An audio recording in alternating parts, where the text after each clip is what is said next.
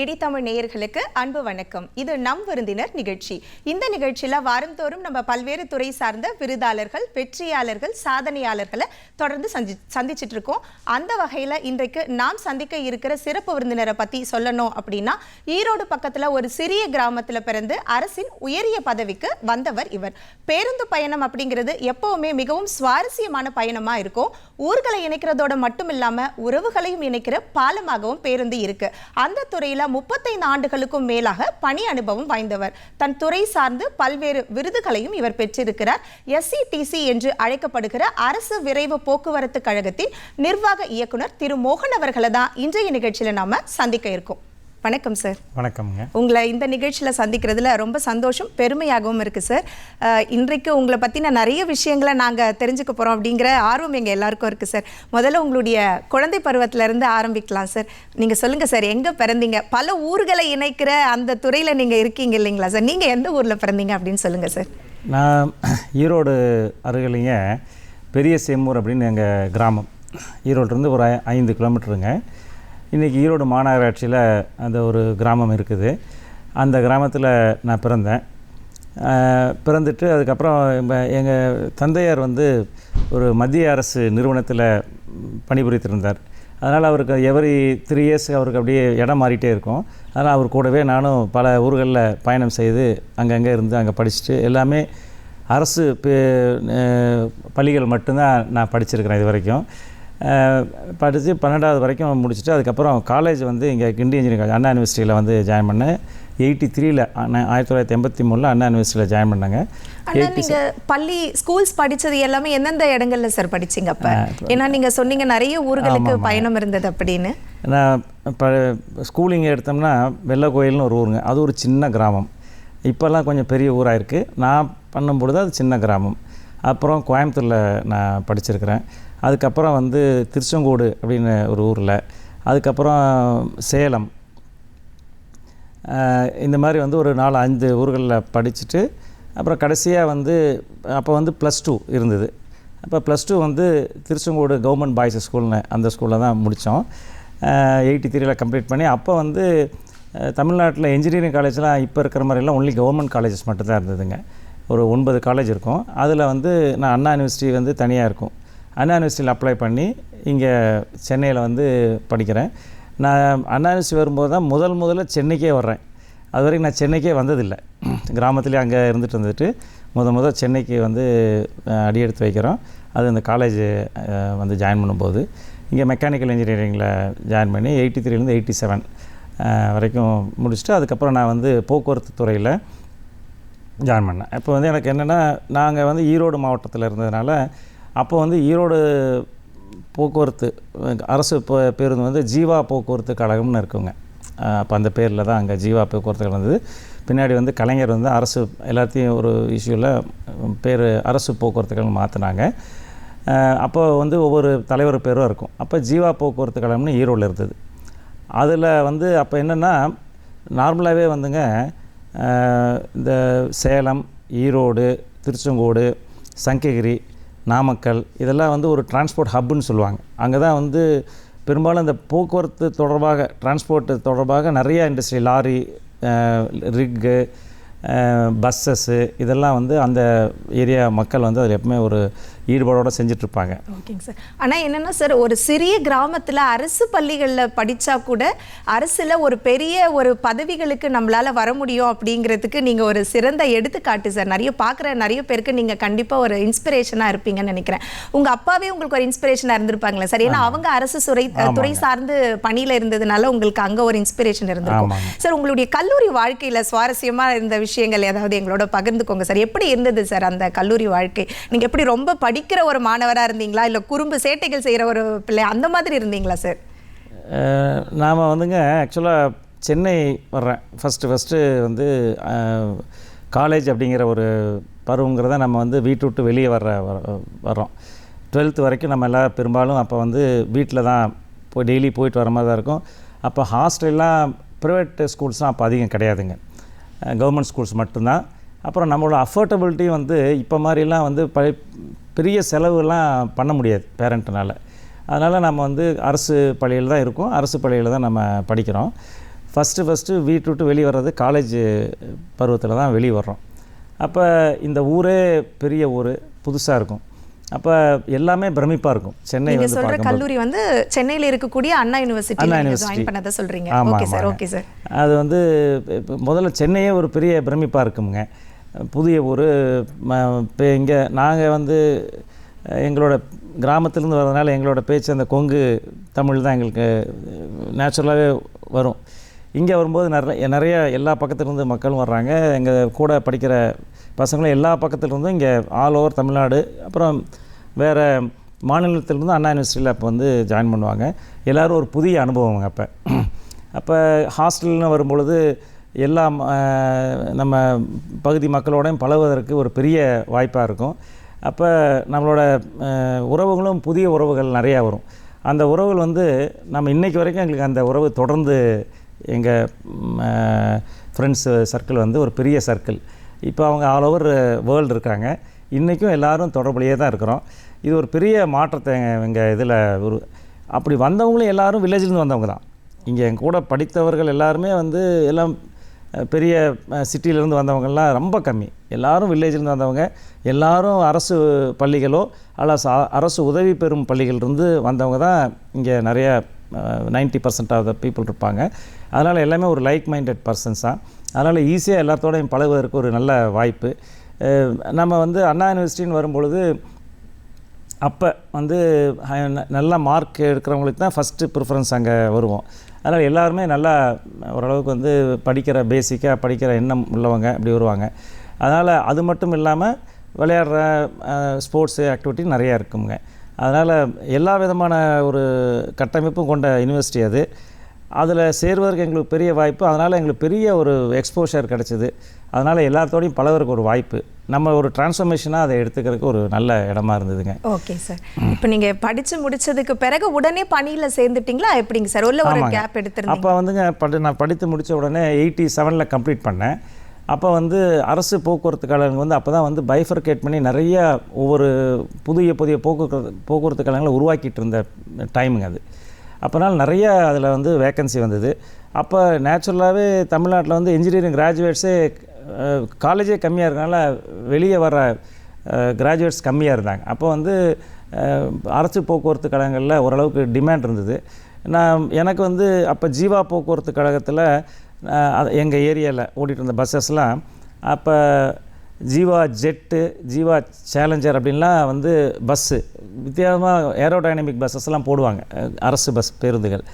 அதை பார்க்கும்போது இப்படிலாம் பஸ்ஸு நிறையா வருது. நாம் வந்து நான் ஆக்சுவலாக படித்தது மெக்கானிக்கல் இன்ஜினியரிங், ஆட்டோமொபைல் எலக்டிவ். என் நேச்சுரலாகவே ஆட்டோமொபைல் இண்டஸ்ட்ரியில் ஒரு ஒரு அஃபினிட்டி இருக்கும். அதனால் நம்ம வந்து இந்த போக்குவரத்து கழகத்தில் செஞ்சு நம்ம நிறையா பண்ணணும் அப்படின்னு ஒரு ஆர்வம். அப்போ அப்ளை பண்ணதே அப்போ வந்து காமனாக வந்து இங்கே சென்னையில் ஒரு இன்டர்வியூ வச்சு அது நிறைய பேர்த்து எடுத்தாங்க. அதில் என்னையும் எடுத்தாங்க. நான் எனக்கு போஸ்டிங் வந்து அங்கே ஈரோடில் கொடுத்தாங்க. அப்போ நான் ஜாயின் பண்ணேன். Okay sir. அந்த முதல் நாள் பணியில் போய் சேர்றது அப்படிங்கிறத பொதுவாக யாராலையும் மறக்கவே முடியாது. அப்படி நீங்கள் போய் சேர்ந்த அந்த நாள், எந்த வருடம், எந்த நாள், எந்த இடத்துல சார் சேர்ந்தீங்க, அதை பற்றி சொல்லுங்கள். நான் வந்து ஈரோட்டில் அங்கே சம்பத் நகர்னு ஒரு இருக்குங்க. அங்கே தான் வந்து ஃபஸ்ட்டு எங்களோட டெம்பரரியான தலைமையாக இருந்தது. அதுக்கப்புறம் அதை புதுசாக கட்டி சென்னிமலை ரோடு ஜீவா போக்குவரத்து கழகத்துக்கு ஆஃபீஸ் போயிட்டாங்க.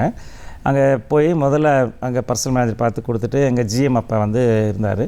அவர் தான் ஃபஸ்ட்டு நாங்கள் ஏஇ போகும்போது அவங்க ஜிஎம் எம்டி பார்க்கணும். எங்கள் அப்போ வந்து அங்கே திரு சுப்பிரமணியம் சொல்லுவாங்க. அவர் வந்து எங்கள் ஜிஎம். திரு ராமகிருஷ்ணன் அப்படின்னு சொல்லி எம்டி. இப்போ அவங்க எல்லாம் இல்லை, இறந்துட்டாங்க. இப்போ 87 1/12/1987 ஜாயின் பண்ணுறேன். ஜாயின் பண்ணி எனக்கு வந்து அப்போ வந்து போட்டு எனக்கு ஃபஸ்ட்டு ட்ரைனிங் அனுப்புவாங்க. அப்போ ராமநாதபுரம் புதூர் அப்படின்னு ஒரு இடத்துல, ஒரு வாடகை இடத்துல வந்து எங்களோட ரீகண்டிஷன் பிளான்ட் இருக்குது. அங்கே தான் முதல்ல எல்லாத்துக்கும் ட்ரைனிங் வந்து எப்படி மெயின்டெனன்ஸ் பார்க்கணும், engine, gear box, main axle, rear axle, நிறைய பம்ப் இதெல்லாம் இருக்கும்.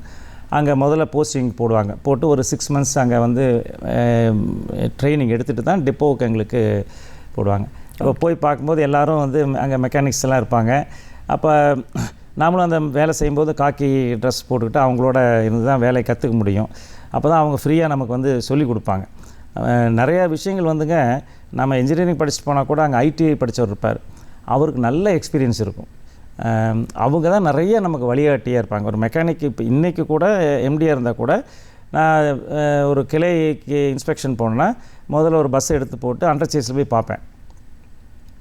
அங்கே போய் பார்த்துட்டு இது எப்படி இருக்குது, இது எப்படி இருக்குன்னா புதுசாக இப்போ லேட்டஸ்ட்டாக நிறைய டெவலப்மெண்ட் வந்துகிட்டே இருக்குது. முதல்ல வந்து 370 என்ஜின் சொல்லுவாங்க. என்ஜின் வந்து லேலாண்ட் என்ஜின் 370, அப்புறம் 6.65 402 என்ஜின் சொல்லுவாங்க அடுத்தது.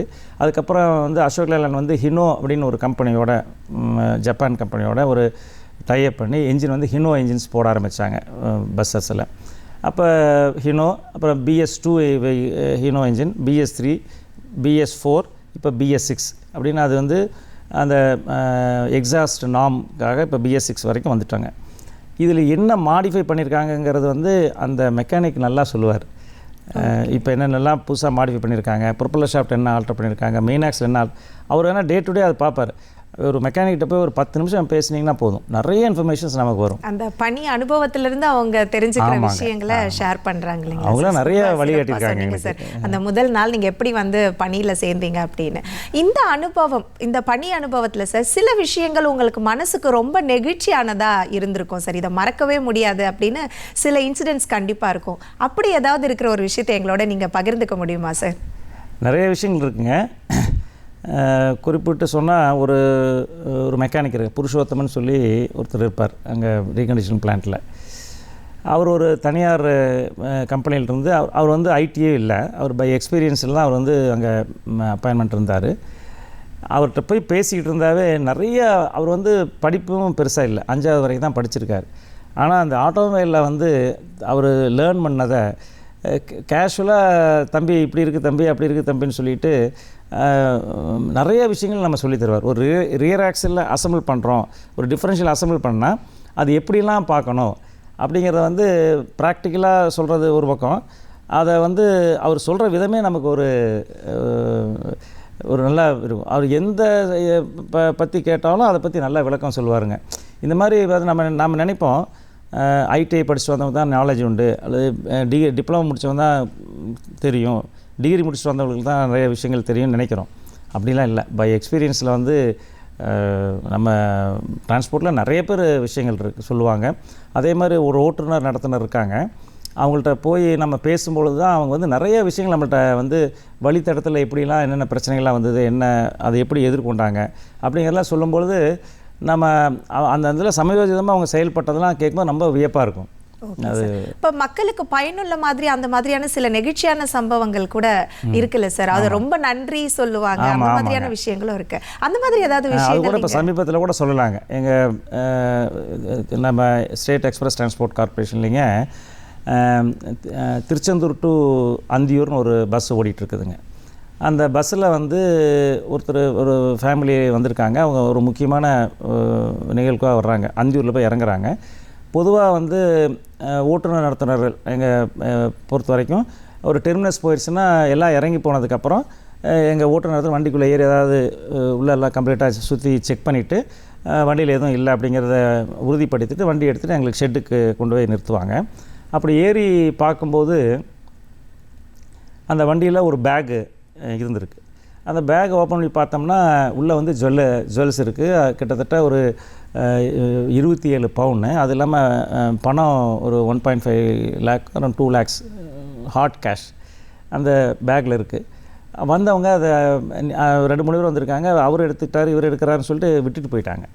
அப்புறம் இவங்க எடுத்து பார்த்தது இவங்களுக்கு இவ்வளோ பெரிய இது விட்டுட்டு போயிட்டாங்களேன்ட்டு உடனே வந்து அந்த சீட்டில் ஏன்னா எங்களுக்கு வந்து ரிசர்வேஷன் வெஹிக்கிள் எல்லாமே, அந்த ரிசர்வேஷனில் பார்த்தாவே அந்த சீட்டு 12ஆம் நம்பர் சீட்னா 12ஆம் நம்பர் சீட்டில் யார் வந்தால் அவங்க ஃபோன் நம்பர் எல்லாமே இருக்கும் நம்ம சார்ட்டில்.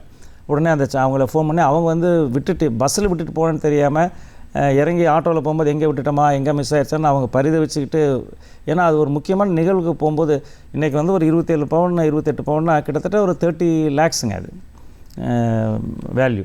அதை வந்து கரெக்டாக உடனே இவங்க ஃபோன் பண்ண உடனே அவங்க பதறி அடிச்சுட்டு வந்து எங்கள் பஸ் ஸ்டாண்டில் வந்து அதை வாங்கி அவங்க வந்து கண்ணில் தண்ணி விட்டு அழுது அதாவது இதெல்லாம் வந்து பார்க்கும்போது எங்கள் டிரைவர் கண்டக்டர் இருக்கார், அவரும் பெரிய பணக்காரர்லாம் இல்லை, அவருக்கும் நிறைய நீடெலாம் இருக்குது.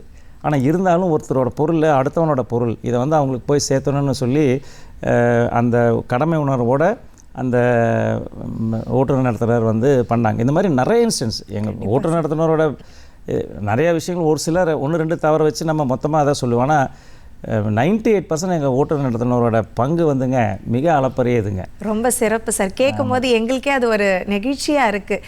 பயணம் மட்டும் பாதுகாப்பாக இல்லை, அவங்க தவற விட்ட பொருள் கூட பாதுகாப்பாக போய் சேர்ந்துருக்கு அப்படிங்கிற விஷயத்தை கேட்கும்போது உண்மையாகவே ரொம்ப நெகிழ்ச்சியாக இருக்குது சார். நீங்கள் இவ்வளவு தூரம் பயணிக்கிறீங்க, இவ்வளவு விஷயங்கள் செய்கிறீங்க அப்படின்னும் போது கண்டிப்பாக குடும்பத்தோட ஒத்துழைப்பு அப்படிங்கிறது ரொம்ப இம்பார்ட்டண்ட்டாக இருக்கும் இல்லைங்களா சார்? உங்கள் குடும்பத்தை பற்றி சொல்லுங்கள் சார். எனக்கு வந்து ஒய்ஃபு, எனக்கு ஒரு பொண்ணுங்க. நாம் வந்து ஆக்சுவலாக நான் சேர்ந்ததுலேருந்து நான் வந்து முதல்ல அசிஸ்டன்ட் இன்ஜினியராக கம்பெனியில் வேலைக்கு செய்கிறேன். ஒரு அசிஸ்டன்ட் இன்ஜினியர்னால் காலையில் எங்களுக்கு வந்து டியூட்டி ஹவர் ஸ்டார்ட் பண்ணும்போது காலையில் 8 to 5 வந்து காலையில் இருக்கும், அதாவது ஒர்க் ஷாப் ஹவர். அப்புறம் இல்லைன்னா நைட்டு வந்து 8 to மார்னிங் 6 வரைக்கும் இருக்கும். இதுதான் வந்து எங்களோட டியூட்டி டைம் இருக்குங்க. நார்மலாக 8 மணிக்குனா நாங்கள் வந்து ஆஸ் அ சூப்பர்வைசர், பொதுவாக டிரான்ஸ்போர்ட் கார்பரேஷன் எல்லா சூப்பர்வைசர்ஸும் 7:50க்கு ஆஃபீஸ்க்குள்ளே போயிடுவாங்க. ஏன்னா எந்த வண்டி நிற்கிது, என்ன இன்றைக்கி வேலை செய்யணும்னு கொஞ்சம் முதல்ல அவங்க தயார் பண்ணிவிட்டு 8 மணிக்கு வர்ற இந்த ஒர்க் ஷாப்புக்கு வர்ற மெக்கானிக்ஸ்க்கெலாம் ஒர்க் அலோகேஷன்ஸ் கொடுத்து இந்த வேலையை நீங்கள் செய்யுங்க அப்படி சொல்லி கொடுத்து அந்த வேலையை ஆரம்பித்தா தான் அந்த ஈவினிங்குள்ளே அந்த வேலையை முடித்து அந்த வண்டியை நல்லபடியாக பணிக்கு அனுப்ப முடியும். இது வந்து ரொட்டீன் வாழ்க்கை. அப்போ நான் வந்து 7:50க்கே நான் வந்து ஆஃபீஸ்க்கு அப்போ போகணும். அப்போ நான் 7:50 போகணுன்னா என் வீட்டில் வந்து அவங்க நேரத்துலேயே எழுந்திரிச்சு எனக்கு சாப்பாடெலாம் செஞ்சு என்னைய பேக் பண்ணி அனுப்புறது.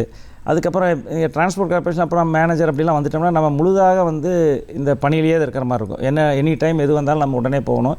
இன்னொன்று, நம்ம டிரான்ஸ்போர்ட் கார்பரேஷன் இருக்கிற சூப்பர்வைசரும் சரி ஆஃபீஸர்ஸும் சரிங்க, இப்போ நான் ஒரு 5 மணிக்கு ஆஃபீஸ் முடியுது, ஆனால் 5 மணிக்கெலாம் என்னால் வந்து, ஏன்னா பஸ்ஸு 24 hours ஓடிட்டுருக்குது. அப்படி இருக்கும் பொழுது இன்றைக்கி சாயந்தரம் 5 மணிக்கு வர்றேன், இன்றைக்கி ஒரு சினிமாவுக்கு போகலாம் அப்படிலாம் சொல்லிட்டுலாம் வர முடியாது. ஏன்னா அந்த டைமில் எதாவது நான் வரும்போது ஒரு வண்டி ஆக்சிடென்ட் அப்படின்னு எதாவது தகவல் வந்தால் உடனே நாங்கள் அங்கே போகணும்.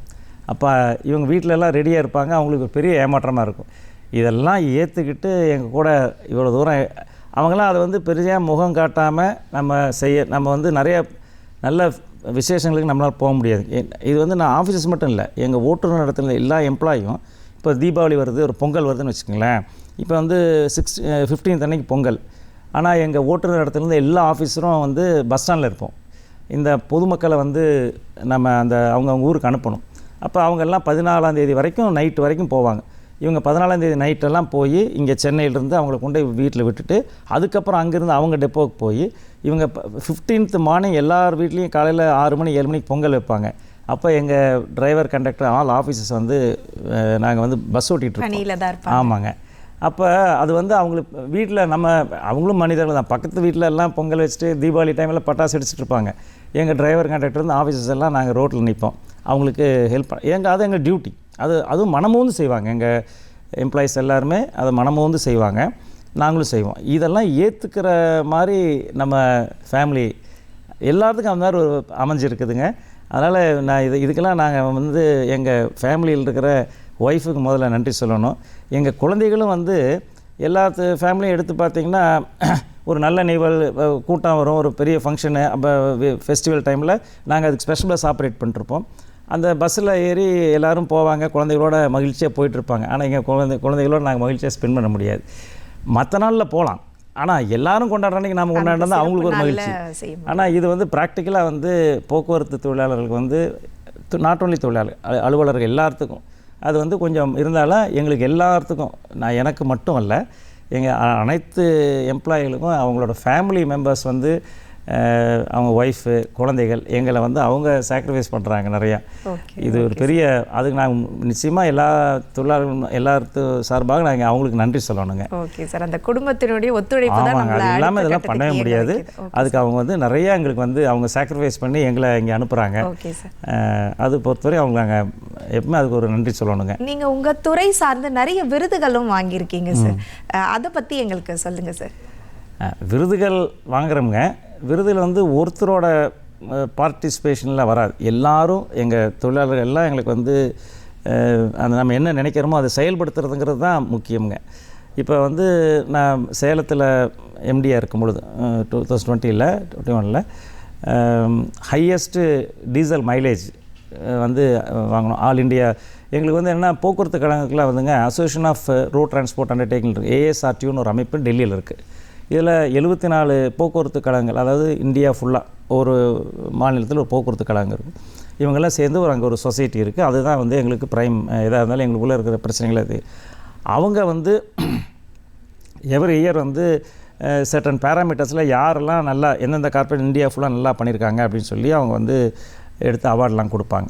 அந்த மாதிரி அவார்டு வந்து தமிழ்நாடு போக்குவரத்து கழகம் தான் நிறைய வாங்குவோம். அதில் நான் இருக்கிற இடத்துலையும் நானும் வாங்குகிறோம். அதில் சேலத்தில் இருக்கும்போது ஹையஸ்ட் மைலேஜ் டீசல் மைலேஜ் 5.78 அப்படிங்கிற ஒரு அச்சீவ் பண்ணோம். அதுக்கு அவங்க ரெகனைஸ் பண்ணி ஒரு நல்ல அவார்டு கொடுத்தாங்க. அதுக்கப்புறம் சேலத்தில் இருக்கும்போது ஆக்சிடெண்ட் ரொம்ப குறைச்சோம் அப்படிங்கிறதுக்கு 2020-21 இதிலெல்லாம் 2 வருஷமாக தொடர்ந்து அந்த அவார்டெலாம் வாங்கினோம். அதுக்கப்புறம் நான் கும்பகோணம் இங்கே சென்னை இங்கெல்லாம் இருக்கும் பொழுது SCTCலாம் வரும்பொழுது இங்கேயும் அதே மாதிரி நிறைய அவார்ட்ஸ் தொடர்ந்து வாங்கிட்டே இருக்கிறோம். இப்போ வந்து productivity award, highest productivity award, vehicle utilisation award, highest digital transaction award, இந்த மாதிரி வந்து நிறைய அவார்ட்ஸ் வந்து நம்ம தொடர்ந்து இது வந்து தனி ஒரு ஆளாலாம் பண்ண முடியாதுங்க. இதெல்லாம் கலெக்டிவாக எல்லாம் பண்ணுறாங்க.